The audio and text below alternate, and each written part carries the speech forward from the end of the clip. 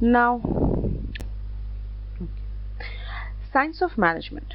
What is it? Science of management is basically when you are using your formal education, your knowledge, your logical and objective ways of approaching towards a problem and solving it, okay, your rational thinking. So this is called science of management. So it is a process where a management follows a systematic method to find a possible solution for a problem. Okay, and in the process you use your technical, diagnostic and decision making skills and techniques to solve the problem. So when you are using science of management, you will see that you are doing things technically. So it is about the technical aspect of doing work.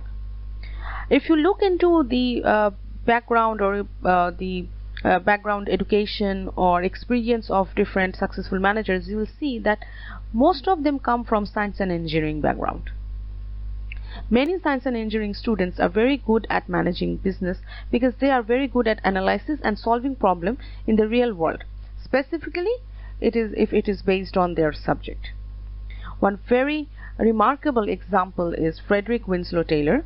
He was one of the first management thinkers. He advised to scientifically select, train and develop each worker rather than passively leaving the worker to deal with their own problem and to train themselves on their own. Another very important management theorist is Henry Fayol. He was a French coal mine engineer. He was the director of mines, and today he is also known as the modern management theoretician. His scientific management theory was formed on the basis of business management and business administration. So these are people who actually laid the foundation for many business and management theories and models. Now, if you think of a real life example of how organization uses science and art together, let's take the example of Starbucks, okay? One of the most famous coffee retail store in the whole world. They give people a remarkable cafe experience, right? So when Starbucks uses this imagination and creativity of creating a cafe where people would feel very comfortable, very cozy, it is a homely environment, they would feel that they are actually sitting in a very friendly environment, they actually like the place for hanging out with their friends or other associates, the Starbucks, they are using this art of management. However, when they are moving towards different location in different countries, their managers, they look very closely at the wide variety of objective detail so that they can formulate their plans very rationally, very logically and cost effectively. That is when Starbucks uses it as a science of management. Now if we argue that whether management is only science or only art or more or less of the same, we can say that science would teach us how to know how to do it, okay? While art will teach us to do it properly. So science will teach us to know what to do, art will teach us to do how to do it. To be successful, managers would know and do things effectively and efficiently. This requires them to use a unique combination of both science and art of managing them. It may, however, be said that the art of managing begins where the science of management stops. Because at one point you have to stop thinking rationally, because once you are done with all your preparations and budgeting and everything, you have to use your unique creativity to make it different from the competitors. Therefore, since the science of management is imperfect, the manager must turn to the artistic managerial ability to perform a task satisfactorily. Thus, it may be said that managing in practice is an art, but the body of knowledge, methods, principles, etc. underlying the practice is science. So, even though some people might have a different opinion regarding this matter, but as a matter of fact, the art and science of managing are not so much conflicting as complementary. Now let's talk about how to become a manager.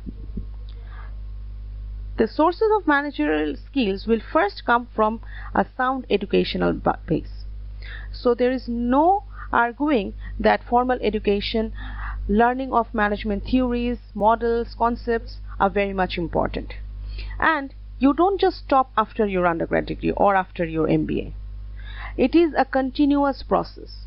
So even though after you complete your undergrad degree or MBA, you have to keep on learning new ideas, new theories, and new knowledge from different seminars, attending different kind of workshops, training programs, etc.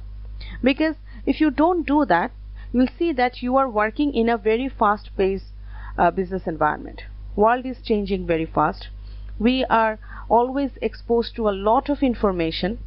There are so many different kinds of both local and multinational companies, and they are not sitting idle. Each of these companies are working very fast to update themselves. They're continuously evolving. So if you as a manager don't update your knowledge, you will see that you are quite behind than your rival companies' managers. So this is the importance of education. On the other hand, you must need some initial job experience. And again, that job experience must continue over time. Now you may ask that as a fresh graduate, what experience I might have. Even though you don't have any proper work experience, your organization would expect that you would bring in some experience that you gained from your university education. Because in the university here, we are not only teaching you formal management theories and giving you formal knowledge. We are also training you to become successful managers by making you work in teams.